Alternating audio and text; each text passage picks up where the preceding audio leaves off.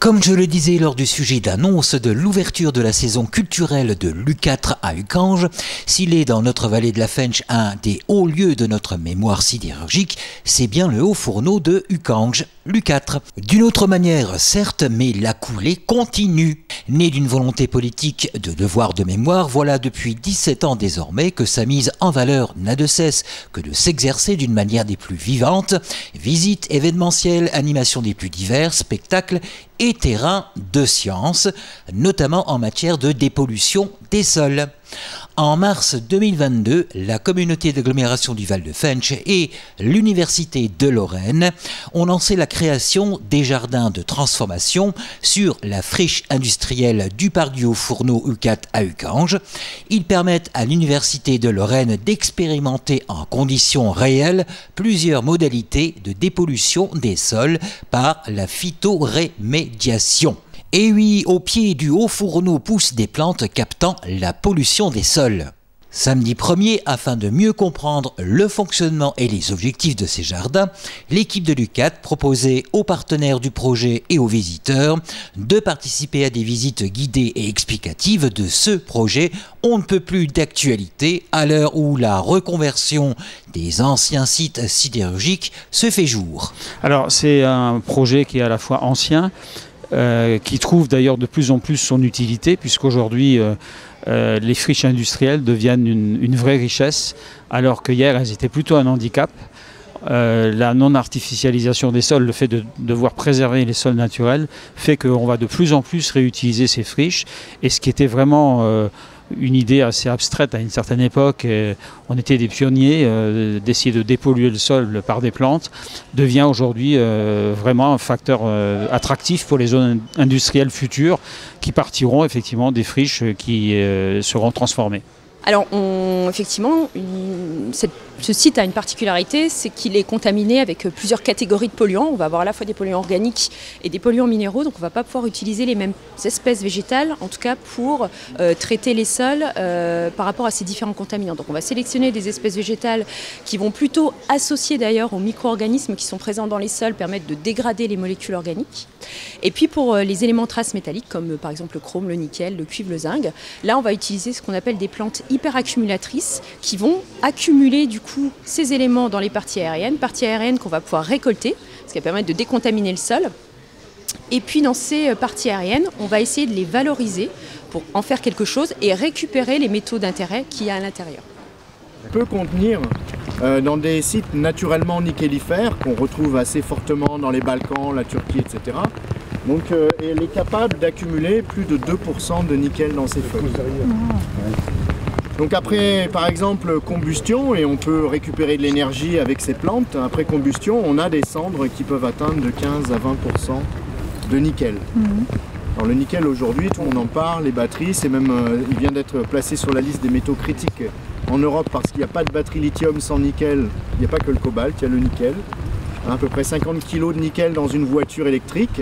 Alors on a une autre modalité donc, qui est miscanthus. Alors celle-là elle est plutôt destinée aux polluants organiques. Cette plante a la caractéristique déjà d'une de pousser sur ces sols qui sont très impactés et de produire beaucoup de biomasse qu'on va pouvoir valoriser de différentes manières. On peut en faire des choses très simples comme du paillage par exemple. On peut l'incorporer dans des pellets pour faire des pellets de chauffage pour les fourneaux. Et puis, on va par exemple pouvoir faire des essais, et c'est ce qu'on a commencé à faire dans l'incorporation via dans des biomatériaux ou des biocomposés qui vont permettre par exemple d'isoler des bâtiments. Je pense que le sujet devenant effectivement un sujet de plus en plus prégnant dans notre société qui doit préserver effectivement les espaces, la recherche elle-même s'accélérera sans doute. L'intérêt c'est que nous avons déjà effectivement en quelque sorte des ateliers en fonction des types de dépollution qui sont installés sur le site. Et à partir de cette année, on va commencer à faire les premières récoltes et les premières analyses au niveau du sol pour suivre un peu l'évolution des polluants et au niveau des plantes aussi pour avoir une idée vraiment globale de ce qui se passe quand on apporte justement ces plantes très spécifiques sur ces sols. Hélène Boulanger, présidente de l'Université de Lorraine, université qui est présente sur les territoires pour assurer leur développement, que ce soit au travers des opérations de formation, de recherche ou d'innovation. Et notamment, nous sommes très heureux au travers de ce projet de contribuer à la réhabilitation des sols de telle manière à ce que les habitants puissent se les réapproprier. Se les réapproprier en effet, comme par exemple le site des Hauts-Fourneaux de Hayange qui serait démantelé sur 5 années par la société Henry Invest SAS. Et rien que ça, sur un site comme celui des Hauts-Fourneaux de Hayange, ça représente 5 ans de travail pour arriver à une dépollution à minima. Donc vous imaginez bien que si demain on veut mettre des maisons à lotissement, voire des équipements de loisirs sur ces zones, il faudra encore plus de 5 ans. Donc c'est un énorme chantier qui est dû par l'industriel, mais qui souvent nécessite l'intervention également des collectivités publiques pour venir compléter donc cette dépollution faite au minimum nécessaire. D'autant que sur ce site, les idées de sa réhabilitation ne manquent pas. Ce ne sont pas les idées qui manquent, je dirais. Après, bon, il y a des objectifs que l'on doit atteindre parce qu'on manque précisément de surface actuellement.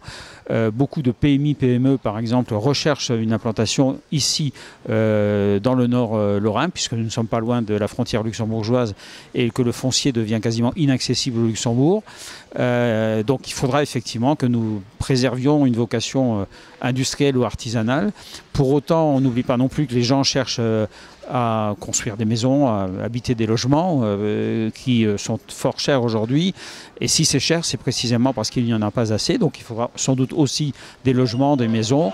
Et au-delà de cela, on peut imaginer même des équipements de prestige. Pourquoi pas une grande salle sportive, un petit palais des expos. Enfin, on peut tout imaginer, même si c'est évidemment du très très long terme.